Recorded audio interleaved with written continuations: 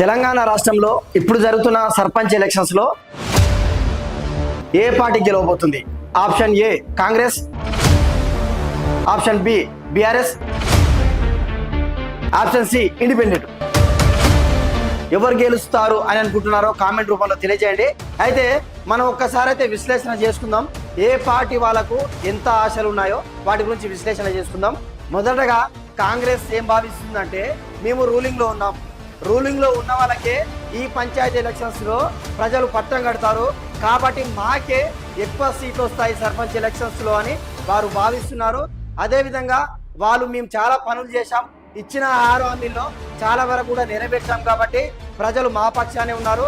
మొన్నటికి మొన్న జూబ్లీహిల్స్ ఉప ఎన్నిక వస్తే అక్కడ కూడా మమ్మల్ని భారీ మెజార్టీతో గెలిపించారు కాబట్టి డెఫినెట్గా ప్రజలు మాతో పాటే ఉన్నారు, సర్పంచ్ ఎలక్షన్స్లో మమ్మల్ని గెలిపిస్తున్నారని కాంగ్రెస్ అయితే ఒక ఆశాభావం వ్యక్తం చేస్తూ ఉంది. నెక్స్ట్ అదేవిధంగా బీఆర్ఎస్ ఏం భావిస్తుందంటే, మళ్ళీ బాపే రావాలి, మళ్ళీ కేసీఆర్ కావాలని ప్రజలు మొత్తం తెలంగాణ వ్యాప్తంగా ఆలోచిస్తున్నారు కాబట్టి మనకే పట్టం కడతారు.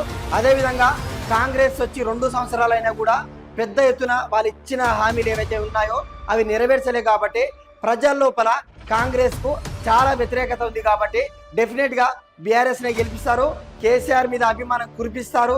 ఈ పంచాయతీ ఎలక్షన్స్లో సర్పంచ్ సీట్లు మొత్తం బీఆర్ఎస్ అని వారు భావించడం జరుగుతుంది. సరే, ఇండిపెండెంట్ క్యాండిడేట్ కంటే ముందు బీజేపీ గురించి కూడా మాట్లాడుకుందాం.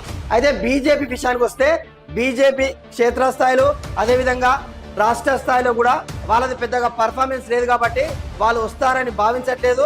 అభ్యర్థులకు కూడా అనిపించింది కాబట్టి బీజేపీ ఇక్కడ 3rd ఆప్షన్ కూడా కాదు, అది 4th ఆప్షన్ కింద తీసుకోవచ్చు. వాటి గురించి మాట్లాడినా కూడా పెద్ద ప్రయోజనం అయితే లేదు ప్రజెంట్గా.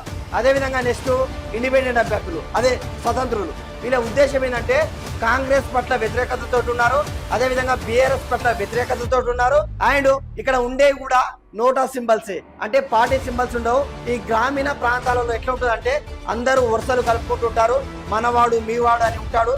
పార్టీలకు వ్యతిరేకంగా పోయేదానికంటే కూడా మనం ఇండిపెండెంట్గా నిలబడితే అందరి అభిమానాలు మనకే ఉంటాయి కాబట్టి కాంగ్రెస్ బీఆర్ఎస్లు కాదనుకునే వాళ్ళు కూడా మనకే ఓటు వేస్తారు కాబట్టి డెఫినెట్గా మనమే గెలుస్తామని స్వతంత్ర అభ్యర్థులు ఎవరైతే ఉన్నారో వారు కూడా ఆశాభావం వ్యక్తం చేయడం జరుగుతుంది. So Congress, BRS, BJP, independent, ఈ 4గురిలో మీ గ్రామాలలో ఎవరు గెలుస్తున్నారు, ఆ అభ్యర్థి పేరు, వాళ్ళు ఎంచుకున్న పార్టీ కూడా దయచేసి కామెంట్ చేయండి. Thanks for watching Telugu. ఇంకా మన ఛానల్ ఎవరైనా సబ్స్క్రైబ్ చేసుకోకుంటే దయచేసి సబ్స్క్రైబ్ చేసుకోండి.